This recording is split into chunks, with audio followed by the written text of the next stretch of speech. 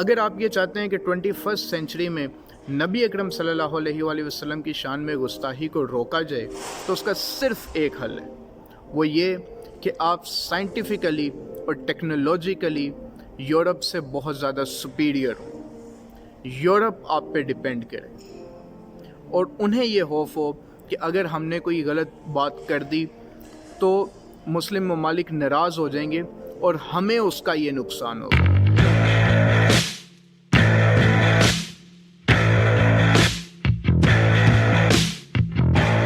بسم اللہ الرحمن الرحیم، السلام علیکم۔ میں ارسلان نعیم دی تھرڈ سائیڈ میں فرانس کے صدر ایمینول میکرون، جن کو بہت سے لوگ میکرون بوناپارٹ بھی کہتے ہیں، انہوں نے اسلام مخالف بیانات دیے پچھلے چند ہفتوں میں، اور اس کے ساتھ ساتھ ریسنٹلی انہوں نے یہ بھی کہا کہ جو لوگ نبی اکرم صلی اللہ علیہ وآلہ وسلم کی شان میں گستاخی کرتے ہیں یا کارٹونز بناتے ہیں، یہ ان کا ایک حق ہے۔ اس کے رسپانس میں بہت سے مسلمان ممالک اس وقت فرانس کی جو پروڈکٹس ہیں اس کا بائیکاٹ کر رہے ہیں، اور خاص کر پاکستان میں بھی یہ بات کی جا رہی ہے۔ سب سے پہلے تو میں جو نبی اکرم صلی اللہ علیہ وآلہ وسلم کی شان میں گستاخی کی جاتی ہے اس کے رسپانس میں آپ یورپ کی چیزیں بین کرتے ہیں، اس کی ایک ہسٹری آپ کے ساتھ شیئر کرنا چاہتا ہوں۔ اور بہت سے لوگ ایسے ہیں جو کہ آدھی بات سن کے ابھی وہ فیس بک پہ ہنس کر گالیاں نکالنے لگ جاتے ہیں، اور ایک ہی جملے کے اندر انہوں نے نبی اکرم صلی اللہ علیہ وآلہ وسلم کا نام بھی لکھا ہوتا ہے اور ساتھ آگے گالی بھی لکھی ہوتی ہے۔ ان سے میری گزارش ہے کہ پہلے بات پوری سن لیں، پھر اپنی رائے قائم کریں اور پھر اس کا اظہار کریں۔ تو ہسٹری یہ ہے کہ 2008 میں آپ کو یاد ہوگا کہ پاکستان یوٹیوب پہ کو بین کرتا ہے، اور اس کی وجہ یہ ہے کہ یوٹیوب پہ کچھ ایسی ویڈیوز چلتی ہیں جس میں نبی اکرم صلی اللہ علیہ وآلہ وسلم کی شان میں گستاخی کی گئی، آپ نے یوٹیوب بین کر دی۔ اس کے بعد کیا ہوا؟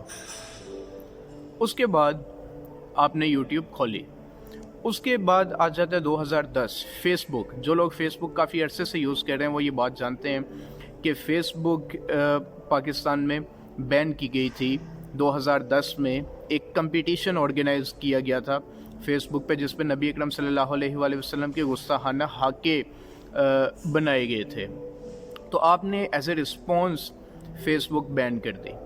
اس کے بعد کیا ہوا؟ اس کے بعد یہ ہوا کہ تھوڑے عرصے بعد پروکسی سائٹس کے تھرو ہم لوگ فیس بک کو یوز کرنے لگ گئے، اور اس کے بعد الٹیمیٹلی گورنمنٹ نے اس کو ان بین کیا اور بڑی خاموشی سے سب لوگوں نے اس کو ایکسیپٹ کیا۔ اور آج حقیقت یہ ہے کہ مذہب کی سب سے زیادہ تبلیغ ہی فیس بک اور یوٹیوب کے تھرو کی جا رہی ہے۔ جتنے بڑے بڑے علماء ہیں، لوگ بھی بہت زیادہ بیزی ہیں اپنی لائفز میں، اور علماء کرام بھی یہ بہتر سمجھتے ہیں کہ بجائے اس کے کہ مہینوں کی محنت کر کے ایک سیمینار آرگنائز کیا جائے، یوٹیوب پہ ایک ویڈیو بناتے ہیں، اپلوڈ کرتے ہیں، ان کے لیے بھی آسانی ہے، لوگوں کے لیے بھی آسانی ہے، اور ایزیلی لوگوں تک مذہب کی تبلیغ کی جاتی ہے۔ اب بہت سے لوگ اس وقت جو پاکستان کے اندر کہہ رہے ہیں کہ جی فرانس کے ساتھ ہر قسم کی تعلقات ختم کیے جائیں اور ان کی پروڈکٹس کو بین کیا جائے۔ سب سے پہلے کچھ علماء کرام نے یہ کہا کہ فرانس کے ساتھ ہر قسم کا سفارتی تعلقات ختم کرو، اپنا سفیر واپس بلاؤ۔ تھوڑے عرصے بعد آپ کو، تھوڑے گھنٹوں بعد آپ کو پتہ لگا کہ وہاں پہ تو آپ کو کوئی سفیر ہے ہی نہیں۔ اس کے بعد بہت سے لوگوں نے یہ کہا ہم اٹامک پاور ہیں، فرانس کو دھمکی دو۔ بھائی جان، فرانس سے جو آپ چیزیں امپورٹ کرتے ہیں نا، اس کے اوپر ذرا نظر دورائیں اور آپ کو یہ پتہ لگے گا کہ فرانس سے آپ نیوکلیئر ریئیکٹر اور بہت سی وہ چیزیں جو کہ نیوکلیئر پاور اپنی جو آپ کا سٹیٹس ہے اس کو قائم رکھنے کے لیے ضروری ہے، وہ آپ فرانس سے ہی امپورٹ کرتے ہیں۔ تو تسی فرانس سے ہوتے ہی حملہ کرن تو لے۔ اس کے بعد آپ دیکھیں ریسنٹلی جو انڈیا پاکستان کا ایک کانفلکٹ ہوا تھا، اس کے اندر آپ کی کامیابی کیا تھی؟ ایک یہ کہ آپ کے پی اے ایف نے ہندوستان کا دو جہاز گرائے، ان کا پائلٹ پکڑا۔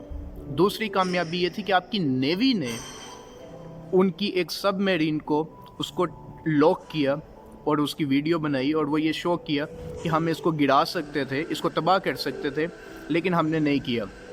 تو یہ دو چیزیں آپ کی انٹرنیشنلی اکنالج کی گئیں کہ پاکستان بہت ہی اسٹرانگ ملک ہے۔ पाकिस्तान की पीएएफ एयरफोर्स और उसके साथ साथ नेवी दोनों बहुत ज़्यादा फ्रांस पे ही रिलाई करती हैं।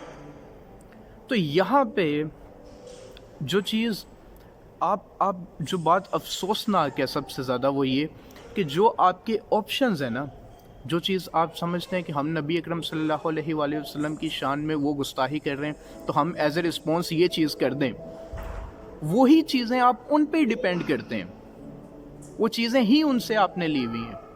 और अगर आप उन चीज़ों को तर्क कर देंगे तो उनके ऊपर कोई इतना बड़ा इम्पैक्ट उसका नहीं पड़ेगा, बल्कि आप कल को जब वो मज़ीद गुस्ताही करेंगे तो आप फिर कुछ भी कहने के लायक नहीं रहेंगे। अभी मैंने बात कंक्लूड नहीं की। अभी जो इसके अंदर सबसे अफसोसनाक चीज़ है वो ये है, और जो बात का जो क्रक्स है वो ये है कि 21st सेंचुरी ये है साइंस एंड टेक्नोलॉजी की सेंचुरी। अगर बल्कि ना सिर्फ 21st सेंचुरी, आपकी तारीख़ ही ऐसे, आपकी मज़हब में इस्लाम को लेके आपने तरक्की ही उस दौर में की है जब आप साइंटिफिकली और टेक्नोलॉजिकली एडवांस थे, तभी आपने मज़हब का नाम रोशन किया। मसलन पाकिस्तान के अंदर, इस पूरे हित्ते के अंदर मुसलमान कहाँ से आए? आप कहते हैं मोहम्मद बिन कासिम के थ्रू आए। मोहम्मद बिन कासिम क्या था? उसकी आर्मी तो छोटी सी थी, लेकिन वो साइंटिफिकली एंड टेक्नोलॉजिकली एडवांस था। उसने वो बुद्धिस्ट का वो जो एक लॉन्ग डिटेल है, उसने उनका झंडा गिराया। मंजनीक का इस्तेमाल करने वाला पहला शख्स था इस हित्ते के अंदर। उसके बाद आप बात करते हैं, आपने रिसेंटली ये जो हाया सोफिया का जो बड़ा उसका जश्न मनाया है कि मुसलमानों ने उसको मस्जिद में दोबारा कन्वर्ट कर लिए। इस कुस्तनतुनिया को आपने फ़तह कैसे किया था? कुस्तनतुनिया को आपने फ़तह किया जब हंगरी से उनका इंजीनियर ओटोमन सल्तनत उस्मानिया के पास आया। उसने कहा जी आप मुझे नौकरी पे रख लें। तो आप इकोनॉमिकली इतने स्ट्रॉन्ग थे कि वो लोग वहाँ से आपके पास आके नौकरी करना चाहते थे। आपने उसकी मदद ली, उसने एक बहुत ही बड़ी तोप बनाई जिसके ज़रिए आपने कुस्तनतुनिया की दीवारें गिराई, और फिर वहाँ से इस्लाम फैला कुस्तनतुनिया में, और वहाँ से ईसाईयत का एक हद तक खात्मा ही हो गया। उसके बाद बेशुमार मिसालें, उससे भी पहले अगर आप चले जाएं, हज़रत उमर फ़ारूक रज़ी अल्लाह अन्हु क्या थे? उन्होंने क्या ये बोला था कि जी हालात तुम्हारे ख़राब रहेंगे, आखिरत में सब कुछ मिल जाएगा? नहीं। हज़रत उमर फ़ारूक रज़ी अल्लाह अन्हु को बेस्ट एडमिनिस्ट्रेटर बोला जाता है। उन्होंने मज़हब को पर अमल दरामद करके बेहतरीन लोगों को ज़िंदगी दी। हज़रत उस्मान गनी रज़ी अल्लाह अन्हु मुसलमानों को बहरी फ़ौज बनाने वाले, मिलिटरीली उनको बहुत ज़्यादा स्ट्रॉन्ग करने वाले, साइंटिफिकली और टेक्नोलॉजिकली एडवांस करने वाले हलीफ हैं उस दौर में। वरना आप कभी भी मेडिट्रेनियन सी के थ्रू आगे रोमन्स का मुकाबला कर ही नहीं सकते थे। तो ये चीज़ें उन्होंने की, और उन्होंने की तो आज इस्लाम उतनी तेज़ी से फैला है। और नबी अकरम सल्लल्लाहु अलैहि वसल्लम भी, जो मदीना की रियासत की आप बात करते हैं, उसमें बेशुमार ऐसी चीज़ें नाफिज की गई। तो क्रक्स ये है इस सारी बात का कि आज नबी अकरम सल्लल्लाहु अलैहि वसल्लम की शान में वो गुस्ताही कर रहे हैं और आप कुछ नहीं कर सकते, कुछ भी नहीं कर पा रहे। उसकी वजह ये है कि आप साइंटिफिकली और टेक्नोलॉजिकली आप बहुत ही पीछे हैं। अगर आप आज साइंटिफिकली और टेक्नोलॉजिकली बहुत ही स्ट्रॉन्ग होते और वो आप पे डिपेंड कर रहे होते, तो वो ये खौफ रखते कि भाई अगर हमने कोई ऐसा कदम कर दिया जिससे ये लोग नाराज़ हो गए तो हमें नुकसान हो जाएगा। क्या आज फ्रांस को आपसे कोई खतरा है? आपकी नाराज़गी का उस पर कोई असर है?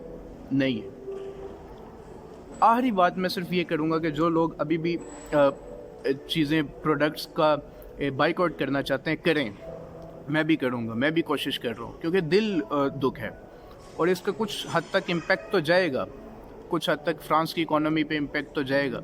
तो ठीक है, करें, फ्रांस की जो प्रोडक्ट्स हैं उनका बाइकआउट करें। कुरान की एक आयत है, अल्लाह ताला ख़ुद ये फरमाते हैं कि नबी अकरम सल्लल्लाहु अलैहि वसल्लम को कि आपकी शान में जो गुस्ताही करता है, जो आपका मजाक उड़ाते हैं, उनके लिए अल्लाह ताला ही काफ़ी है। तो हमारा रोल ये है कि आप कोई फ्रांस की एक छोटी सी प्रोडक्ट का भी बाइकआउट करेंगे तो اللہ اس کا اجر دے گا، ہمارا اس کا ایک حصہ بحیثیت فرد ضرور شامل ہوگا، بحیثیت قوم نہیں۔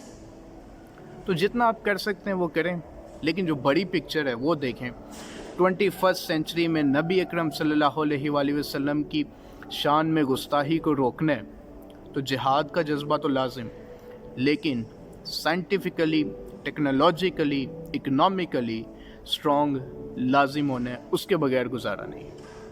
بہت شکریہ۔